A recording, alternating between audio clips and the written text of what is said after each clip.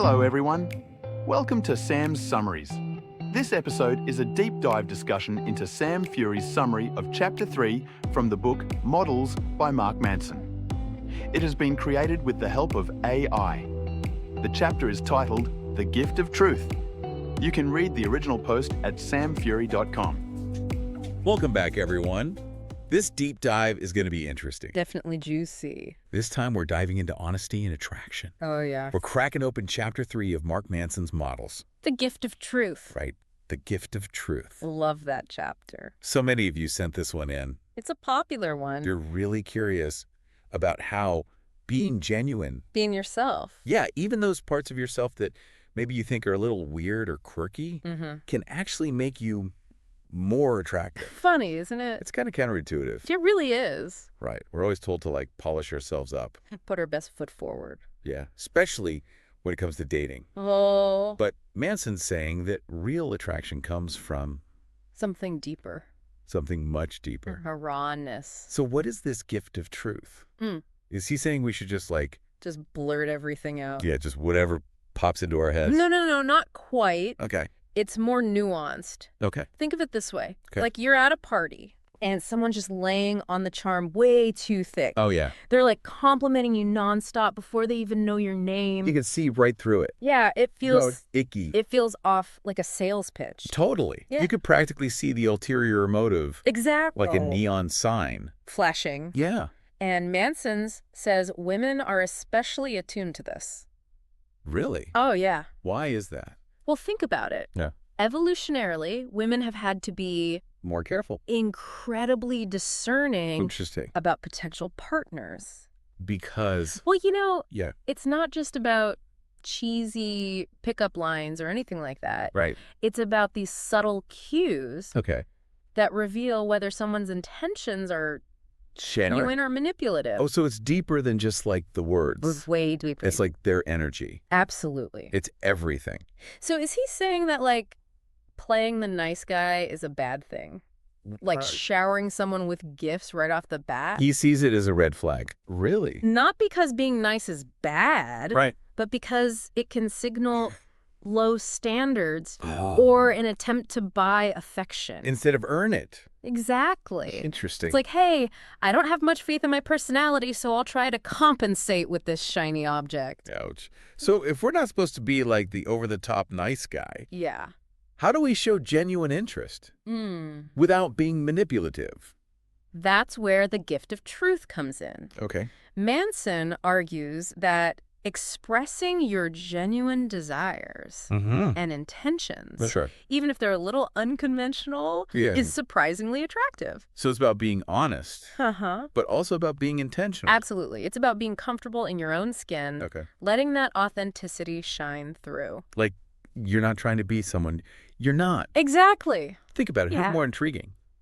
Someone who agrees with everything you say, Right. or someone who challenges your perspective? In a thoughtful way. Yeah. Definitely the latter. Right. A little intellectual sparring Oh, yeah. can be exciting. It shows they have their own thoughts and opinions, Yeah. and they're not afraid to express them. Not afraid to disagree. Exactly. And that ties into another important aspect of the gift of truth, Which is? setting boundaries. Yes. Love it. Okay, I can see how that relates to honesty, Yeah.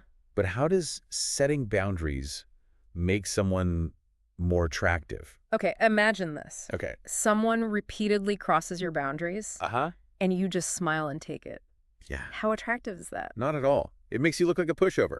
Exactly. But when you calmly Yeah. and clearly communicate your disapproval, They're like, hey, I don't like that. it signals self-respect. Self-respect. And self-respect is hugely attractive because Yeah. it shows you value yourself and your needs. You were. It's like saying, I'm worth being treated well, and I'm not afraid to stand up for myself. That's a powerful message. It is. It's not about being aggressive Well, or confrontational, No. but about being assertive Yes. and knowing your worth. Yes. So is he saying that being a nice guy who avoids conflict at all costs Yeah. could actually be hurting their chances? Manson would probably say yes. Interesting. He also talks about these concepts of Okay. friction and projection. Oh, yeah. Those were interesting. They're a little more complex. Yeah. Can you break those down for me? Absolutely. So friction happens when there are differences in values Okay. or external circumstances Okay.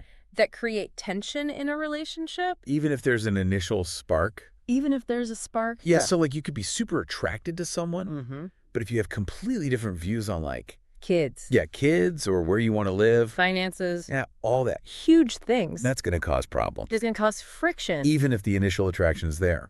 Yeah, and Manson argues that recognizing this incompatibility early on is actually a good thing. Why? It saves you from wasting time on a relationship that's ultimately doomed. So it's better to know sooner rather than later. Exactly. It's about being honest with yourself and with the other person. Yeah. About whether your values and goals are truly aligned. Right. And sometimes, Yeah. even if there's a strong attraction, It's healthier to walk away. if there's too much friction. So friction isn't always a bad thing. Right. It can be like a sign. A wake-up call. Yeah, that you need to have some serious conversations. Exactly. Or maybe even reevaluate the relationship. Totally. Okay, so friction is like more external factors. External. Yeah. What about projection? Projection is a little trickier. Okay. It's when someone lashes out due to their own fears or past traumas, mistaking attraction for a threat. So they might actually be attracted to you, Yeah, but their baggage gets in the way. exactly. They might push you away. Okay. Not because they genuinely dislike you. But because... Your presence triggers unresolved issues from their past. So they're basically projecting their own insecurities onto you. It's almost like they're seeing a problem that doesn't exist. That sounds messy. It can be. How can you tell if someone's doing this? It can be subtle, Okay. but often you'll see a pattern of overreacting or becoming defensive, Okay. especially over seemingly small things. They might accuse you of things that are actually reflections of their own fears or insecurities. So someone who's constantly criticizing you or picking fights Yeah, might actually be projecting their own baggage onto you. it's definitely a possibility. Wow. So Manson's advice is to be cautious Very cautious. around people who exhibit strong projection. Yeah. Why? Because it's not your responsibility to fix anyone's emotional baggage. Oh, You're looking for a partner, right. not a project. Okay. And you deserve to be with someone who is emotionally available and ready for a healthy relationship. That's a really good point. Yeah. So it's more about recognizing incompatibility Recognizing it. and protecting your own emotional well-being. Protecting yourself, yes. Wow. This is giving me a lot to think about. Yeah. It seems like the gift of truth goes way deeper It does. than just being honest. It's a whole way of being. It's about being self-aware, Yeah. setting boundaries, recognizing red flags like projection. All of that. So how do we start putting this into practice? Where do we even begin? Yeah, like what's step one? The first step is to understand why authenticity is so attractive. Okay. It's not just some arbitrary rule. Right. It's rooted in our psychology and even our evolutionary history. Okay, now we're talking. Now we're getting somewhere. I'm ready for part 2. Me too. Hit me with it. Okay, so remember that feeling? That ick factor? When someone's laying it on too thick? Yeah. It feels so off. Like you can smell the BS. Exactly. Well, from an evolutionary psychology perspective, Right. that's actually a pretty smart survival mechanism. Oh, really? Yeah. Our ancestors had to be really good at reading people, Especially potential mates. especially potential mates. Because... Well, back then, yeah. choosing the wrong partner. Could have some serious consequences. Yeah, Like what? ending up with someone who couldn't provide Right. or protect you and your offspring. Yeah, that makes sense. Right. So we developed this subconscious ability See what? to detect these subtle cues Okay. that reveal someone's true intentions. Like whether they're trustworthy or not. Exactly. And one of the biggest giveaways of insincerity is when someone's words don't match their actions. Oh, so it's not just about what they say. Yeah. It's also how they behave. It's the whole package. Interesting. Think about it. If someone's constantly showering you with compliments, Yeah. but never actually follows through on their promises, your subconscious is going to pick up on that. Like a red flag. Exactly. It's like your gut is saying, hey, something's not right here. Interesting. This person's words and actions aren't adding up. So in a way, being authentically yourself Yeah. is a way of proving that you're trustworthy. Absolutely. Like what you see is what you get. When you're genuine, Yeah. your words and actions are naturally aligned. They're congruent. You're not putting on a facade. Yeah. You're not pretending to be someone you're not. So that makes people feel safe around you, Exact. which in turn makes you more attractive. Precisely. Now, this ties into another fascinating aspect of attraction. Okay, what's that? This idea that we're drawn to people who challenge us. Challenge us. In a healthy way. Okay, so not like challenging us to a duel. No, no, no. Okay, good. More like challenging our perspectives. Okay. Pushing us out of our comfort zones. Okay. Helping us grow. I can see that. Right. Like a little bit of intellectual friction. Oh, yeah. It creates sparks. Think about it. Okay. If someone constantly agrees with everything you say, Yeah. it gets boring pretty quickly. You want someone who keeps you on your toes. Makes you think. Yeah. Right. And that's where Manson's idea of earning affection comes in. Okay. It's not about being a pushover or trying to please everyone all the time. Right. It's about having your own opinions, Yeah. expressing your desires, and even being willing to disagree. So being a little bit difficult can actually be a good thing. In a way, yes. Really? It shows you have a backbone, Okay. that you're not afraid to stand up for what you believe in. That you're not a pushover. And that kind of confidence Yeah. is incredibly attractive. So you mentioned earlier that Manson advises being cautious around people who exhibit strong projection. Strong projection, yeah. Can you give me some real life examples? Of what that might look like? Yeah. What does that look like? Okay, imagine you start dating someone new. Everything seems great at first. Okay. But then they start accusing you of being flirty Okay. with other people. Even though I haven't done anything. Even though you haven't given them any reason to think that. That's a red flag. It could be. Right. It's possible they're projecting their own insecurities or Yeah. past experiences onto you. Okay. Maybe they've been cheated on before, and now they're hyper vigilant about any perceived threat. So they're basically seeing a problem that doesn't exist. Exactly. Another example could be someone who's constantly criticizing Yeah. your appearance. Like what I'm wearing. Yeah, or your accomplishments. Ouch. Right. It could be that they're struggling with their own self-esteem Okay. and projecting their own insecurities onto you. So instead of addressing their own issues, Yeah. they're trying to tear you down. It's a defense mechanism. It's easier to focus on perceived flaws in others Right. than to confront their own shortcomings. That's really insightful. Yeah. So how do we avoid getting caught? In these messy situations. Yeah. How do we protect ourselves? Well, first, it's crucial to be aware of these patterns. Okay. The more you understand about projection, the better equipped you'll be to spot it. Knowledge is power. Absolutely. Second, pay attention to your gut instincts. Those gut If feelings. something feels off Yeah. or you're constantly walking on eggshells, that's a sign to proceed with caution. Don't ignore those red flags. Exactly. And finally, remember, What is- you're not responsible for anyone's emotional baggage. It's not our job to fix them. It's great to be compassionate and supportive, Yeah. but ultimately, each person is responsible for their own healing and growth. This reminds me of another concept Manson talks about. Okay. Embracing incompatibility. He says that not everyone is meant for us. Right. And that's okay. He's spot on. It's kind of freeing It is. to realize that you don't have to be everyone's cup of tea. And trying to force a connection with someone who's just not compatible with you is a recipe for disaster. Exactly. It's like trying to cram a square peg into a round hole. Yeah, it's never going to fit. It's never going to fit, right? So how do we know when to walk away?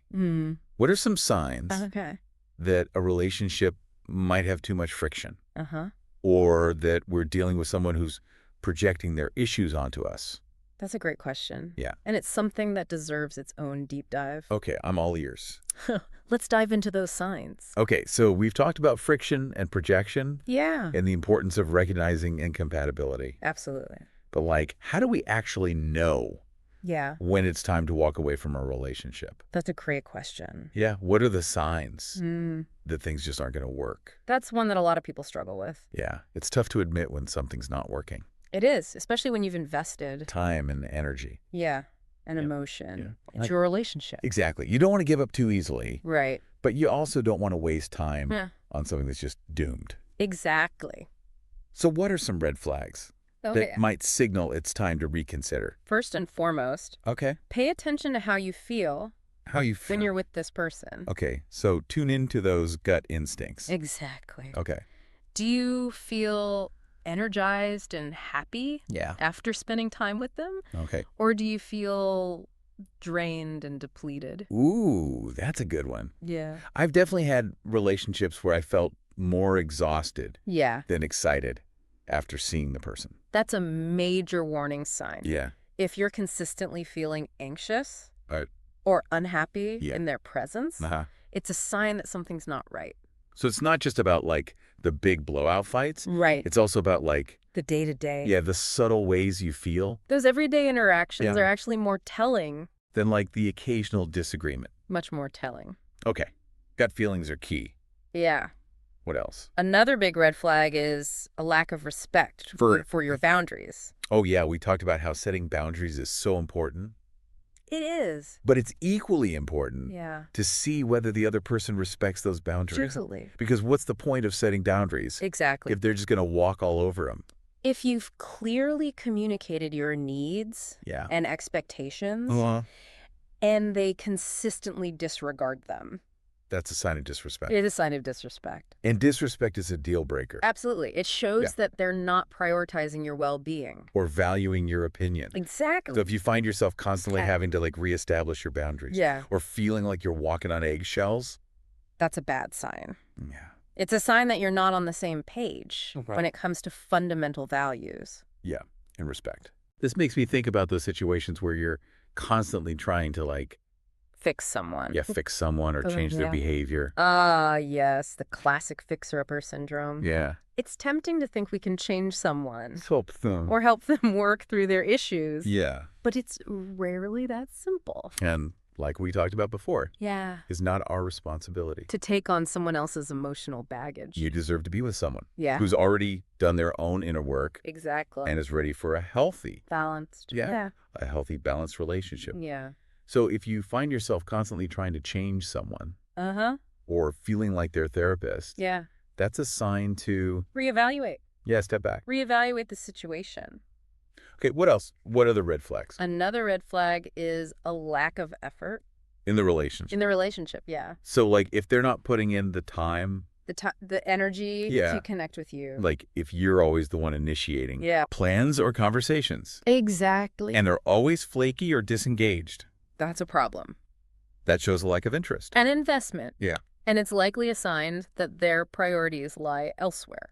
So if we notice all these red flags, Yeah. does that mean we should immediately break up with them? Not necessarily. It Exactly. depends on the situation Yeah. and the severity of the red flags. Okay. Sometimes having an open and honest conversation Yeah. about what you're noticing can help. Like what? Like, hey, I've noticed you've been canceling our plans a lot lately. Yeah. And it makes me feel like you're not that interested. Right. Being direct. Exactly. Communicating your feelings Really? clearly and directly Yeah. is crucial. But if you've had these conversations and nothing changes. Or if the red flags are really bad, Yeah. then it might be time to consider walking away. And that takes courage. It does. It's hard to let go, Yeah. even when you know it's the right thing to do. You're absolutely right. It's a process. Yeah. And it's often painful. But you deserve to be in a relationship Yeah. that's fulfilling and brings you joy, Yes. not one that drains your energy Exactly. and makes you question your worth. This has been such an eye-opening conversation I feel like I have a much clearer understanding Yeah. of what to look for. in a relationship. Yeah. And when it's time to walk away. Me too. It's amazing what we can learn from exploring these ideas And challenging conventional wisdom. about dating and relationships. And it all comes back to that core message of of the gift of truth. yes. Embracing our authenticity. Uh-huh. Setting healthy boundaries. Yes. And trusting that the right people will appreciate us. For who we truly are. That's such a powerful message. It is. So to wrap things up, Yeah. what's the one piece of advice No. you would give to our listeners Yeah. who are navigating this complex world of dating and relationships? I would say trust your gut instincts. Set clear boundaries and never settle for anything less than respect and authenticity. That's powerful advice. Yeah. And remember, you're not alone on this journey. You're not. There are people out there You are. who will appreciate and cherish your genuine self. Absolutely. And until you find them, Yeah. keep diving deep into self-discovery and embracing the incredible person you are. That's a perfect note to end on. It is. Until next time, happy diving. Thanks for tuning in to Sam's Summaries. If you found this episode useful, let us know with a like, follow, and share. Also, if you haven't already, be sure to visit samfury.com to get free access to all of Sam's original summaries, which you can download as PDFs, as well as other exclusive content. It's all completely free at samfury.com.